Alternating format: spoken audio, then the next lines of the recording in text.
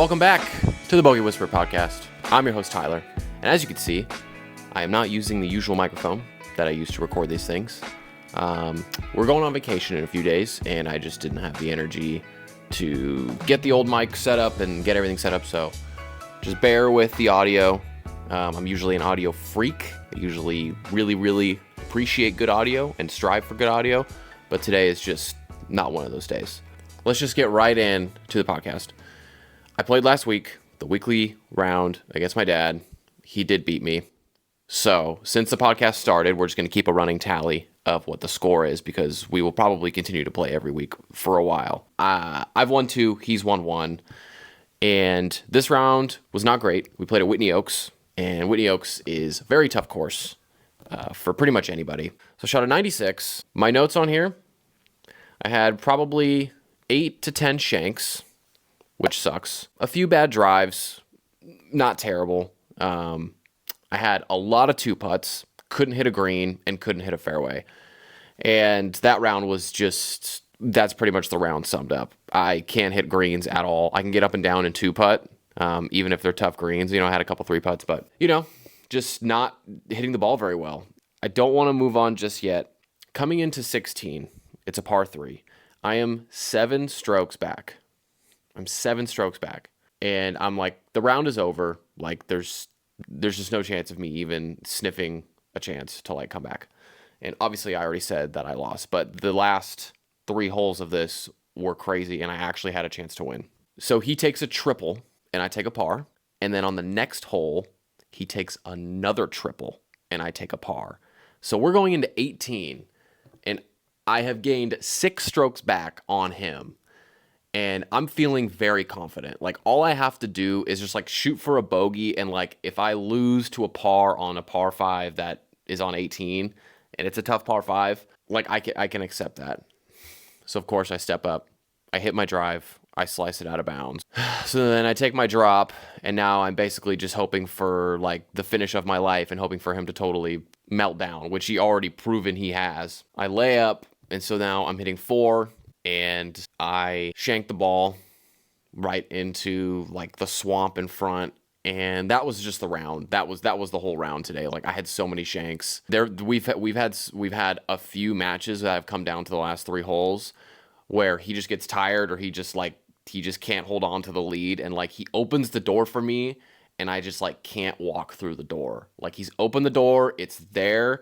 All I have to do is walk through the door. And I just can't. So, still dealing with the shanks. I thought I was over the shanks, but I'm not. I'm sure a lot of you guys saw that Vice Golf just came out with their own wedges and putters and irons. Actually, I don't know if they had their own set of irons already. I was looking through them, and they look pretty cool. The only problem is I don't know. I'm not a golf tech guy. I don't know what makes a good iron or what makes a good wedge or whatever. Obviously, it has to feel good. But, I'm not, going into the specs and, looking at the stuff. So, I don't really know how good they are. I don't usually really like mallet putters, but this one does look pretty cool. I guess I'm just curious who's buying these clubs and how much money they're actually making on the clubs. Vice Golf making their own clubs is, pretty niche. And I don't think they're that expensive. I actually don't know how much they are. So, their mallet putter is $319. And then their blade putter is $269. Their wedges, about $164. $164.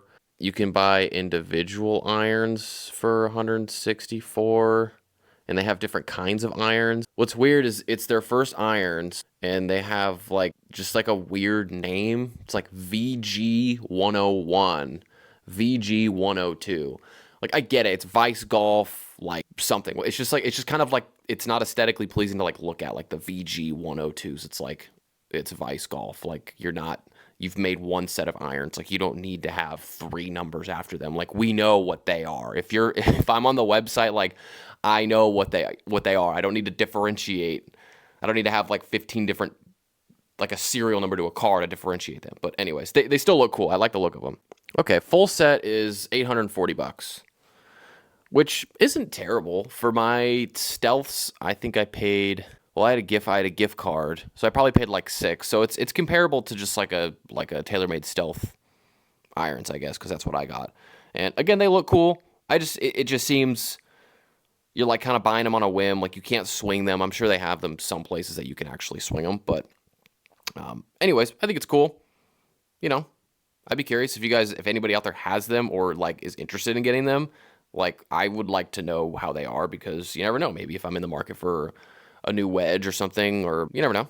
Okay, we're gonna shift gears back to just 2 more rounds of golf. I played 9 holes on Saturday. I usually try and get out once a week and just walk 9 holes by myself. And it's actually, I really like it, just going out by myself and walking 9 holes because I can take my time with my shots. There's usually nobody out there.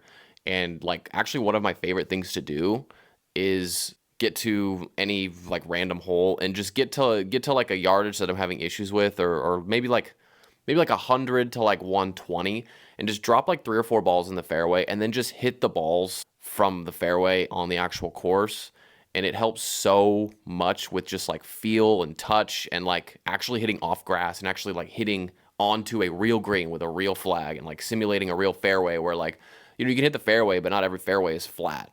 So especially for a golfer like me that hits a lot off of the mats, which is not amazing for my game. Like it's fine, I guess, for just general swing practice, I guess. But for actually getting out on the course, like I can tell you how uncomfortable I am looking at a 5-iron on grass. And I'm like, how am I going to hit this thing? Or even a 6-iron. I love doing that. If you guys are out ever like just playing 9 holes and you're by yourself, like I highly recommend doing this. Or that's something that I do as a high handicap golfer to feel like I'm getting better, or to actually simulate real things and not just going to the range and like just blasting balls, which I do a lot of. I'm guilty of that. The last round of golf I played was on Sunday evening and played with John, and this was a monumental round. This was an absolute milestone for our friend of the program, John Lopez, aka Duff Dynasty.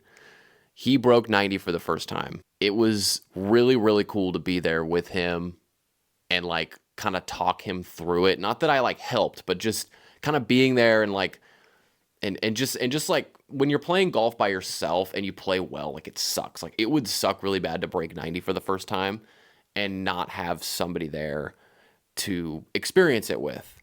And this was kind of a wild round because our tee time was at like 4:40. And so the last like 2.5, 3 holes, the sun was like down. Like it was getting pretty dark, especially on the last hole, which is a par 3. We both thought I thought I hit mine in the bunker, and then I thought his was short, and then turns out we were both on the green, and he 2-putted, and he shot an 88. He actually beat me. I shot an 89. Shout out to John for finally breaking 90. I know it's silly, and I know there's a lot of breaking 90 talk right now because Trent Ryan from Barstool broke 90, which was great. I love that video. Even though TaylorMade spoiled it on their Instagram.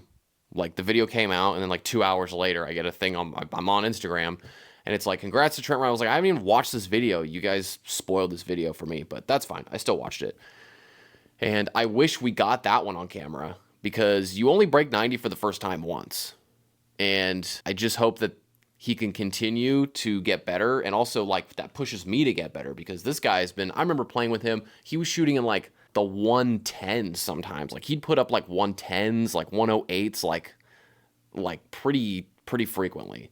So it's really cool to watch how much better he's gotten over the last like probably 3 months. He's really like, he's putting really well. Like he's hitting the ball decent. Again, he's not a very far hitter. He doesn't hit it very far, but you don't need to hit it far just to break 90. Like you just have to hit the ball consistently and keep it in the course. Like you can't be taking a bunch of drops. Double bogeys don't kill you, but keep the triple bogeys off the scorecard. And he did that. And I mean, he beat me. Like I'm sitting here talking like I shot an 81 or something like that. Like I shot an 89. Yeah, just a really cool moment. You just forget how fun it is to like see yourself get better at this sport. And there are moments where I've gotten better this year in like certain parts of my game. I feel like my chipping has gotten so much better. Like I used to have the yips so bad with chipping, and now it is like actually the best part of my game. I'm gonna end on that one.